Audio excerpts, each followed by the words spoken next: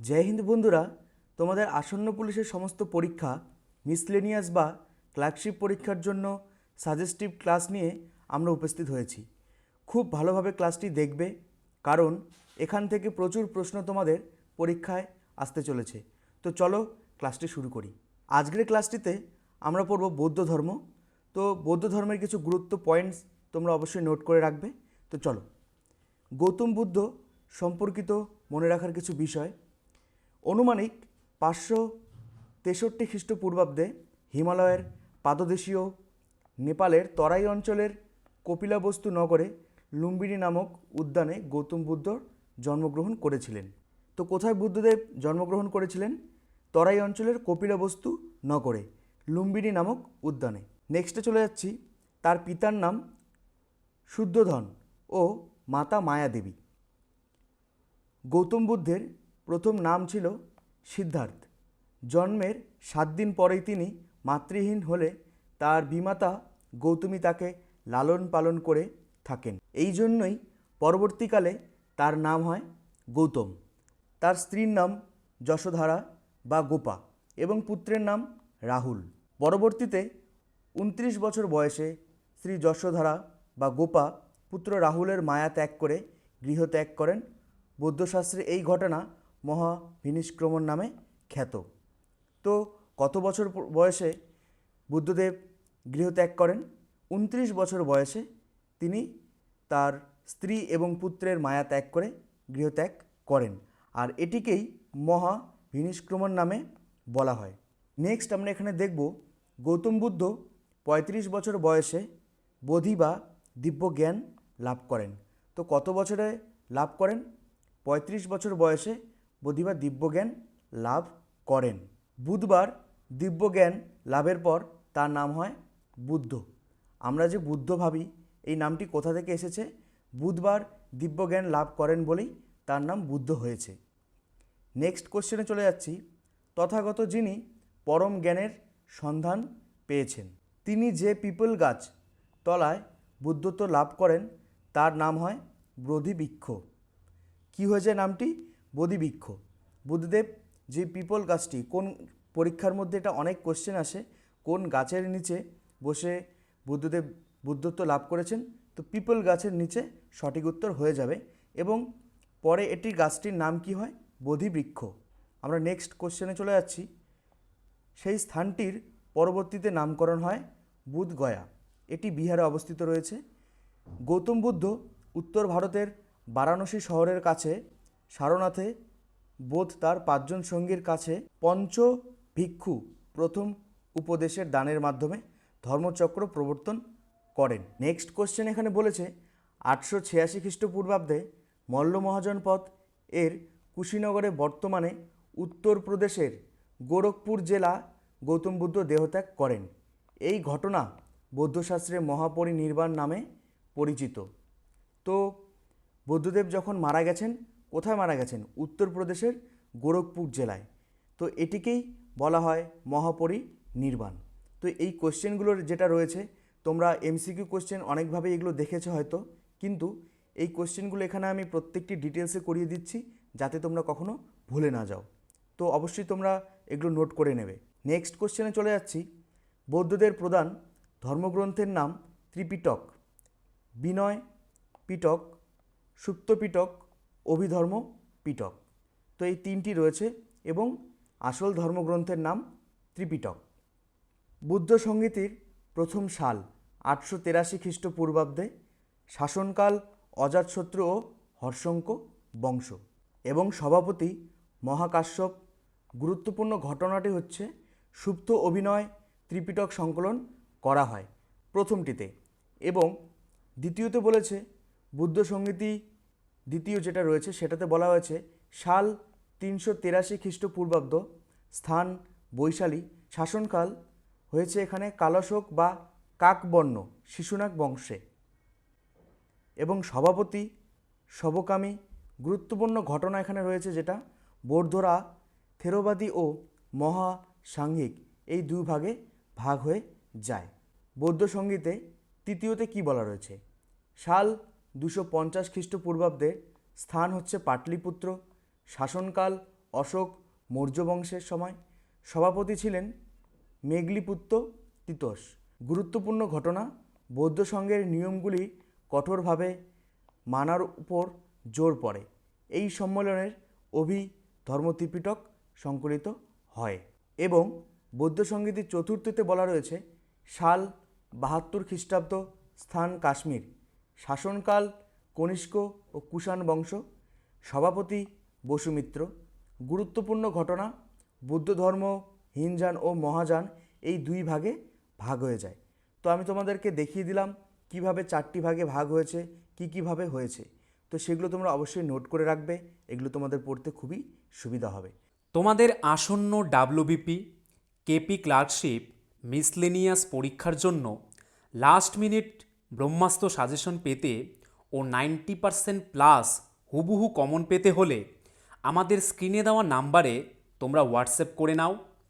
Food SI plus WBP পরীক্ষায় কিন্তু আমাদের নোট থেকে আমরা 90% প্রমাণসহ কমন দিয়েছিলাম।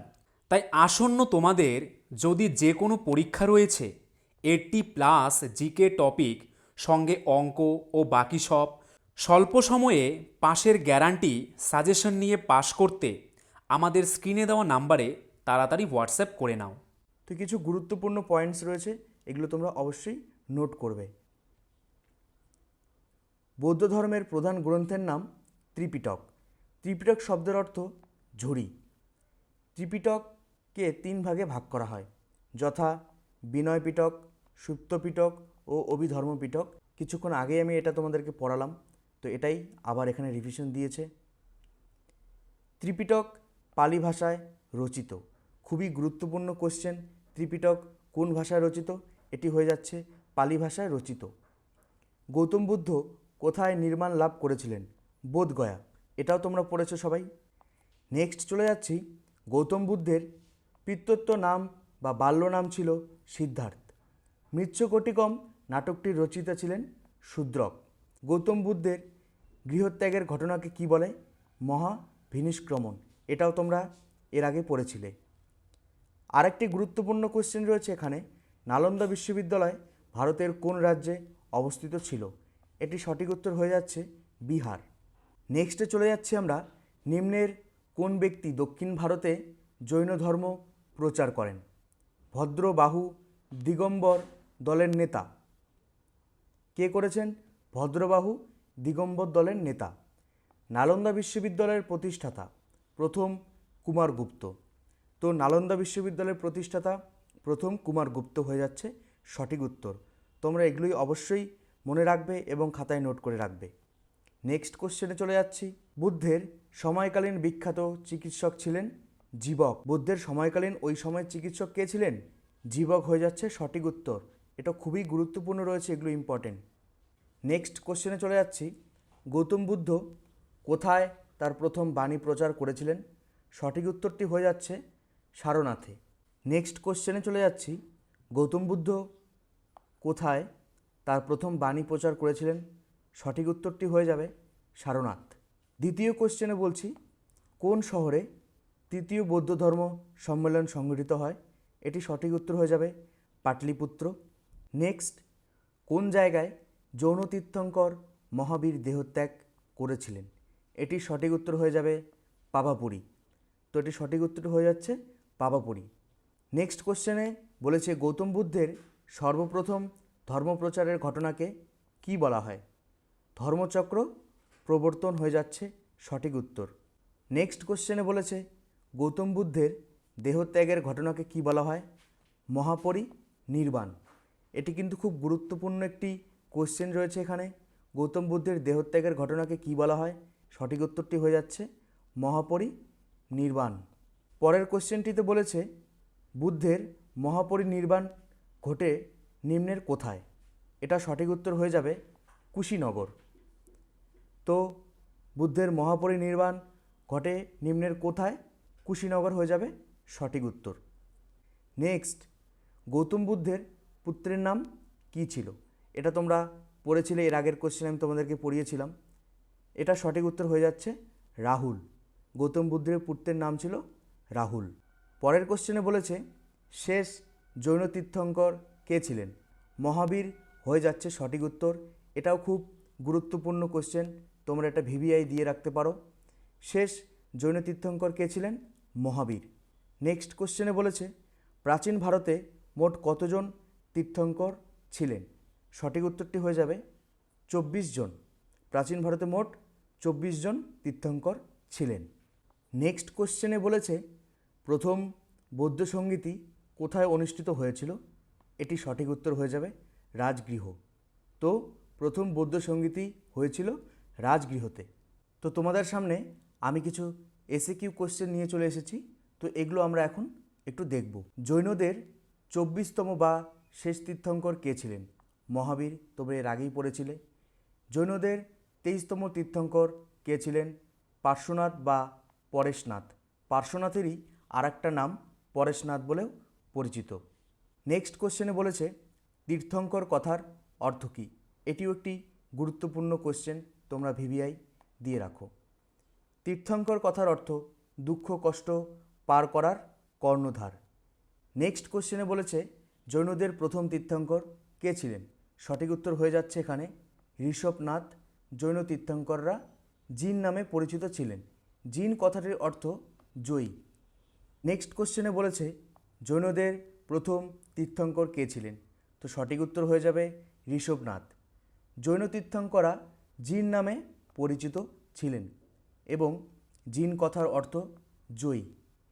পরের কোশ্চেনে আমরা দেখব বর্ধমান মহাবীর কোথায় জন্মগ্রহণ করেন? অ্যান্সারটি হয়ে যাচ্ছে বৈশালীর কাছে কুন্দগ্রামে 540 খ্রিস্টপূর্বাব্দে। কী বলেছে? 540 খ্রিস্টপূর্বাব্দে বৈশালীর কাছে একটি কুন্দগ্রামে। পরের কোশ্চেনে বলেছে মহাবীর কত বছর বয়সে এবং কোথায় দেহত্যাগ করেন? এটিও একটি ভিভিআই কোশ্চেন।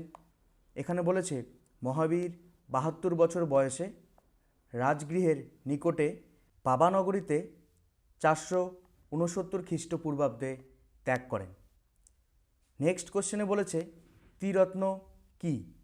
সঠিক উত্তরটি হয়ে যাচ্ছে জৈন ধর্মে সৎ বিশ্বাস, সৎ জ্ঞান এবং সৎ আচরণকে একত্রে ত্রিরত্ন বলা হয়। তো এটিও একটি ভিভিআই কোশ্চেন এখানে রয়েছে। যারা ডাব্লিউবিপি এসআইয়ের জন্য প্রিপারেশন নিচ্ছ তাদের জন্য এই কোশ্চেনগুলো খুবই গুরুত্বপূর্ণ হতে চলেছে। পরের কোশ্চেনটিতে বলেছে জৈন ধর্মে যারা কোনো গ্রন্থি বা বস্ত্র পরিধান করতেন না তাদের কি বলা হতো? তাদেরকে বলা হতো দিগম্বর সম্প্রদায় এবং এই সম্প্রদায়ের নেতা ছিলেন ভদ্র বাহু। তো এটিও তোমরা এর আগের কোশ্চেনে পড়েছিলে, এটি ডিটেলসে পড়েছিলে তোমরা, কিন্তু এটা এখন কোশ্চেনের মাধ্যমে তোমাদেরকে দেখিয়ে দিলাম। পরের কোশ্চেনটিতে বলেছে জৈন ধর্মে যারা শ্বেত বস্ত্র পরতেন তাদের কি বলা হতো? তাদের বলা হতো শ্বেতম্বর এবং তাদের নেতৃত্ব দেন স্থূলভদ্র। নেক্সট কোশ্চেনে বলেছে জৈনদের ধর্মগ্রন্থের নাম কি? অঙ্গ ও উপাঙ্গ হয়ে যাচ্ছে সঠিক উত্তর। জৈনদের ধর্মগ্রন্থের নাম অঙ্গ ও উপাঙ্গ। পরের কোশ্চেনটিতে বলেছে জৈন ধর্মগ্রন্থ কি ভাষায় লেখা? এটিও একটি ভিভিআই কোশ্চেন, তোমরা দিয়ে রাখতে পারো। এটার সঠিক উত্তর হয়ে যাচ্ছে জৈন ধর্মগ্রন্থ অর্ধ মাগধী বা প্রকৃত ভাষায় লেখা। নেক্সট কোশ্চেনে বলেছে মহা ভিনিষ্ক্রমণ কি? বৌদ্ধশাস্ত্রের সন্ন্যাসব্রত গ্রহণ করাকেই বলে মহা ভিনিষ্ক্রমণ। নেক্সট কোশ্চেনে বলেছে গৌতম বুদ্ধ কত বছর বয়সে এবং কোথায় দিব্যজ্ঞান বা বোধিলাভ করেন? সঠিক উত্তরটি হয়ে যাবে 35 বছর বয়সে নুরঞ্জনা নদীর তীরে তিনি বোধিলাভ করেন। তো আজকের ক্লাসটি এতটুকুই রইল। যদি তোমাদের এই ক্লাসটি ভালো লেগে থাকে তো অবশ্যই তোমরা চ্যানেলটিকে সাবস্ক্রাইব করবে এবং পাশে থাকা বেল আইকনটিকে প্রেস করে দেবে। আসন্ন পুলিশ এক্সাম, মিসলেনিয়াস এবং ক্লার্কশিপ এক্সামগুলো যে রয়েছে সেগুলোর জন্য যদি তোমরা ব্রহ্মাস্ত্র সাজেশন পেতে চাও তাহলে হোয়াটসঅ্যাপ নাম্বারটিতে, স্ক্রিনে দেওয়া হোয়াটসঅ্যাপ নাম্বারটিতে তোমরা অবশ্যই কন্ট্যাক্ট করবে। তোমাদের আসন্ন ডাব্লিউবিপি, কেপি ক্লার্কশিপ, মিসলেনিয়াস পরীক্ষার জন্য লাস্ট মিনিট ব্রহ্মাস্ত্র সাজেশন পেতে ও 90% প্লাস হুবহু কমন পেতে হলে আমাদের স্ক্রিনে দেওয়া নাম্বারে তোমরা হোয়াটসঅ্যাপ করে নাও। ফুড এসআই প্লাস ডাব্লিউবিপি পরীক্ষায় কিন্তু আমাদের নোট থেকে আমরা 90% প্রমাণসহ কমন দিয়েছিলাম। তাই আসন্ন তোমাদের যদি যে কোনো পরীক্ষা রয়েছে 80+ জিকে টপিক সঙ্গে অঙ্ক ও বাকি সব, স্বল্প সময়ে পাশের গ্যারান্টি সাজেশন নিয়ে পাশ করতে আমাদের স্ক্রিনে দেওয়া নাম্বারে তাড়াতাড়ি হোয়াটসঅ্যাপ করে নাও।